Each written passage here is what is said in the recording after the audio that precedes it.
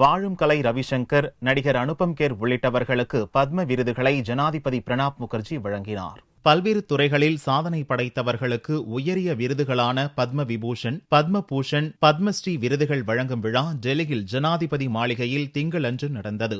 காஷ்மீர் முன்னாள் கவர்னர் ஜக்மோகன், வாழும் கலை அமைப்பின் நிறுவனர் ஸ்ரீ ரவிசங்கர், பிரபல நாட்டிய கலைஞர் யாமினி கிருஷ்ணமூர்த்தி உள்ளிட்ட 5 பேருக்கு பத்ம விபூஷன் விருதுகள் வழங்கப்பட்டது. மறைந்த ரிலையன்ஸ் இண்டஸ்ட்ரீஸ் நிறுவனர் திருபாய் அம்பானி சார்பில் அவரது மனைவி கோகிலா பென் அம்பானி பத்ம விபூஷன் விருதை பெற்றுக் கொண்டார். நடிகர் அனுபம் கேர், பேட்மிண்டன் வீராங்கனை சாய்னா நேவால், முன்னாள் மத்திய கணக்கு தணிக்கை அலுவலர் வினோத் ராய் உள்ளிட்ட 8 பேருக்கு பத்ம பூஷன் விருதுகளை முகர்ஜி வழங்கி கௌரவித்தார். நடிகர் அஜய் தேவ்கான், இஸ்ரோ விஞ்ஞானி மயில்சாமி அண்ணாதுரை, வில்வித்தை வீராங்கனை தீபிகா குமாரி உள்ளிட்ட 43 பேருக்கு பத்மஸ்ரீ விருதுகள் வழங்கப்பட்டன.